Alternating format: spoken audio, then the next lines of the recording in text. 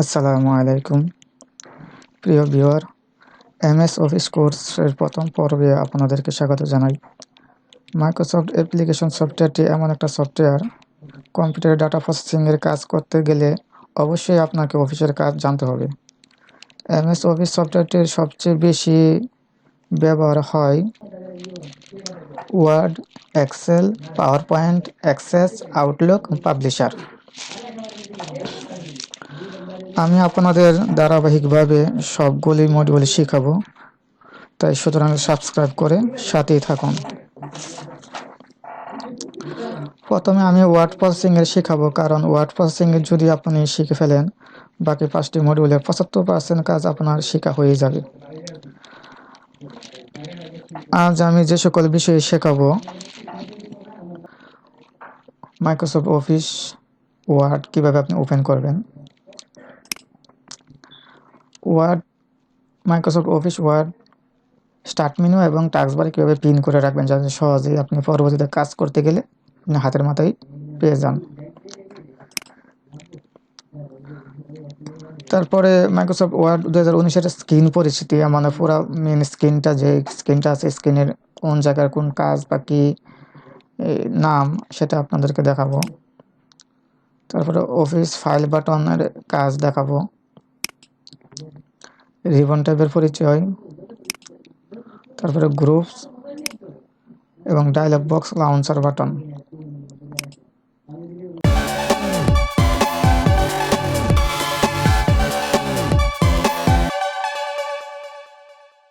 Word open করার জন্য আপনি আপনার সার্চ পেজে সার্চ বক্স আছে, ওখানে আপনি ওয়ার্ড টাইপ করতে পারেন। ওয়ার্ড দেখুন, ওয়ার্ড টাইপ করলে ওয়ার্ড এসে যাবে। যদি আপনি এক্সেল ওপেন করতে চান, তাহলে এক্সেল এখানে টাইপ করে এক্সেলের এসে যাবে। আবার যদি আপনি পাওয়ার পয়েন্ট ওপেন করতে চান, দেখেন পাওয়ার পয়েন্ট আসছে। আমি যদি পুরোটা লিখে, তাহলে শুধু পাওয়ার পয়েন্টই থাকবে, পাওয়ার POINT, শুধু পাওয়ার পয়েন্ট। এইভাবে আপনি ওপেন করতে পারেন। অথবা আপনার এই স্টার্ট মেনুতে ক্লিক করার পরে আপনি এখানে সবগুলি মডিউল আপনি দেখেন, ওয়ার্ড এখানে যতগুলি অ্যাপস আপনার কম্পিউটারে ইনস্টল আছে সবগুলি দেখাবে। এর ভিতরে আমি দেখব কিভাবে এখান থেকে, যে অফিস, এখান থেকে আপনি দেখতে পারেন, ওপেন করতে পারেন। আমি এইভাবে এখান থেকে ওপেন করতে পারি। দেখুন এখানে সবগুলি দেখাচ্ছে, Outlook, OneDrive, Word, Excel. আপনি যে মডিউলে কাজ করতে চান সেখানে ক্লিক করলে ওপেন হয়ে যাবে। দেখুন আপনি এভাবে ওপেন করতে পারেন, সবগুলি এখানে আছে। আরেকটা সিস্টেম আছে, স্টার্ট মেনু থেকেই আপনি স্ক্রল করে যখন নিচে আসবেন, দেখেন এখানে এক্সেল আছে, এখানে আপনি এক্সেল দেখতে পারতেছেন। এখান থেকে সরাসরি এক্সেলে ক্লিক করলে এক্সেল ওপেন হয়ে যাবে। দেখেন এখানে পাবলিশার আছে, পাওয়ার পয়েন্ট আছে, আপনি ক্লিক করলে ওপেন হয়ে যাবে।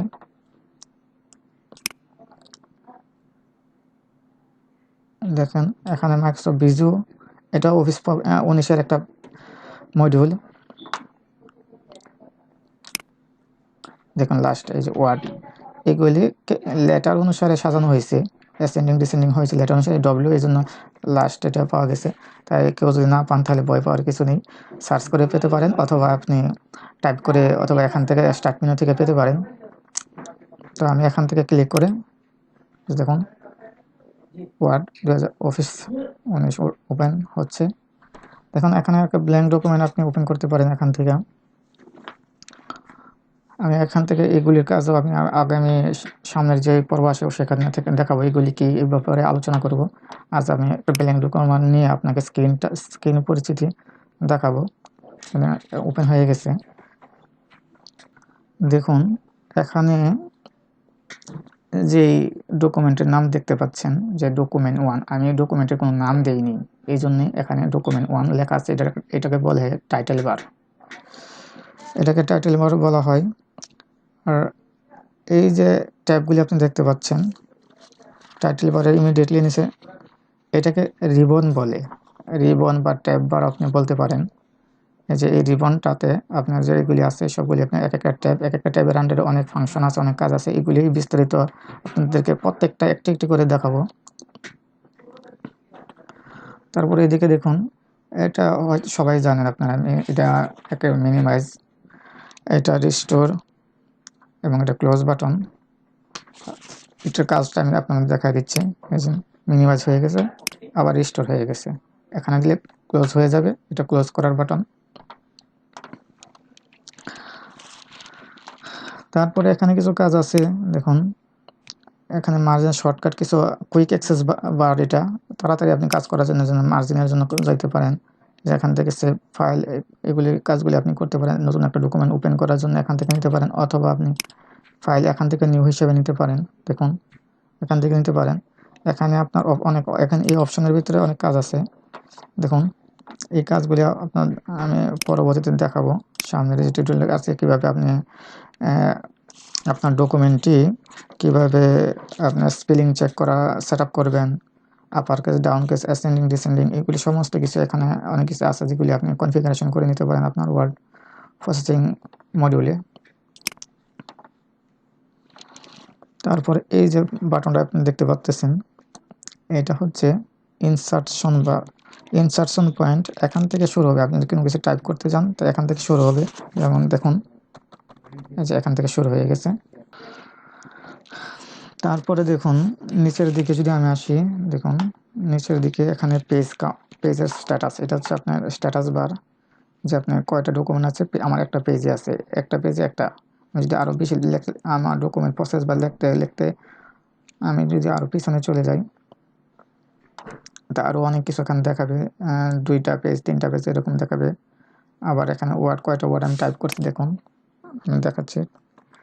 এই যে একটা ওয়ার্ড, 2টা ওয়ার্ড, 3টা ওয়ার্ড, এভাবে এই যে ওয়ার্ড শেষ। আবার আমি যদি এইভাবে একেবারে পেজ নিতে থাকি, দেখুন 3টা পেজ হয়ে গেছে, 3টা পেজ। আমি যদি 2 নম্বর পেজে কাজ করি তাহলে 3 নম্বর এবং 2 নম্বর এটা দেখাচ্ছে। এগুলি হয়তো একেবারে বেসিক লেভেলের কথা, যারা আপনারা বেসিক একদম কিছুই জানেন না তাদের জন্য বলছি। আর যারা একটু জানেন, কাজ করেন, অ্যাডভান্স লেভেলের কাজ করতে চান, তারা আগে এই পর্বটি স্কিপ করতে পারেন। এরপর দেখুন আমার স্ক্রিন অনুসারে, আমাদের ডিসপ্লে অনুসারে আমি এটা কীভাবে ছোটো বড়ো করে দেখব, ছোটো অবস্থায় দেখবো। দেখুন এই যে এটা zoom out, zoom in, zoom out. দেখুন এটা করলে আপনার লেখা কোনো ছোটো বড়ো হবে না, কিন্তু আমার শুধু দেখার জন্যে, এটা দেখার ক্ষেত্রে, আর অন্য কোনো ক্ষেত্রে এটা ইফেক্ট পড়বে না। আমি বড় করে দেখতে পারি, ছোটো বড়ো দেখতে পারি। Zoom in out. দেখুন এখানে রিড মোড আছে, এটা বড় হয়ে গেছে। আমি রিড মোড হিসেবে দেখতে চাইলে বড় হয়ে যায়, যাতে শুধু দেখবো, এখন টাইপ করবো না। দেখুন পূর্ববর্তী অবস্থায় ফিরে আসছি। ওয়েব লেআউট, এটা ওয়েবে কীরকম দেখাবে, এটা বড় আকারে দেখাচ্ছে। পুরো সাদা পয়েন্ট যেটা আপনারা দেখতে পাচ্ছেন, এটা হচ্ছে পুরো ডকুমেন্ট এরিয়া। Document area. এখন এখানে কেন ইনসার্শন পয়েন্ট বাই ডিফল্ট দেখাচ্ছে? এটা তো এখনও দেখাতে পারতো, কিন্তু না, বাই ডিফল্টভাবে 1 ইঞ্চি উপরে, 1 ইঞ্চি নিচে, 1 ইঞ্চি এরকম মার্জিন দেওয়ার কারণে এখান থেকে লেখা শুরু হবে। তো এই তো আপনাদেরকে স্ক্রিন পরিচিতিগুলি আলোচনা করা হইল। এখানে যে গ্রুপ আছে এইগুলি হচ্ছে এক একটা গ্রুপ। এখন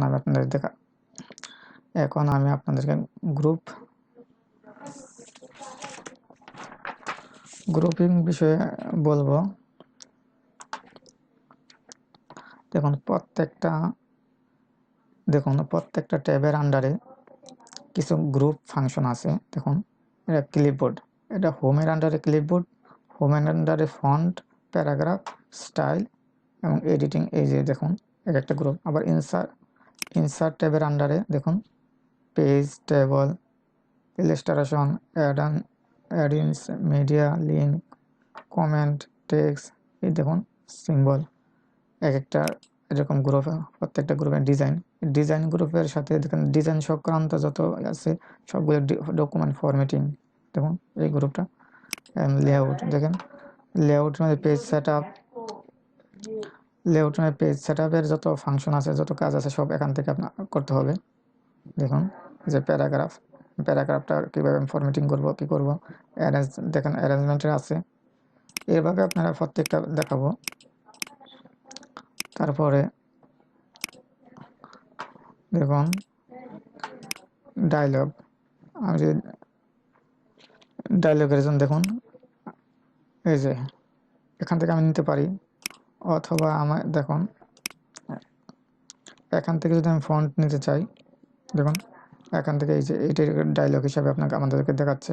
দেখুন দেখুন প্রিয় ভিউয়ার, আজ এই পর্যন্তই আপনাদেরকে দেখালাম। আগামী পর্বে আমরা শিখব, ধীরে ধীরে অল্প অল্প করে শিখব এবং বিস্তারিত শিখব, সহজ করে শিখব। তো ওয়ার্ড ফাইলটি আজকে ক্লোজ করে দিচ্ছি। ক্লোজের জন্য আমি এখানে ক্লিক করব, ক্লোজ হয়ে যাবে। দর্শক, প্রথম পর্বটি আপনাদের কেমন লেগেছে অবশ্যই জানাবেন, কমেন্ট করে জানাবেন। আর এখনও যদি সাবস্ক্রাইব করে না থাকুন তাহলে অবশ্যই নিচে সাবস্ক্রাইব বাটনে ক্লিক করে এবং বেল বাটনে ক্লিক করে সাথেই থাকুন। অপেক্ষা করুন আগামী পর্বের জন্য। আসসালামু আলাইকুম।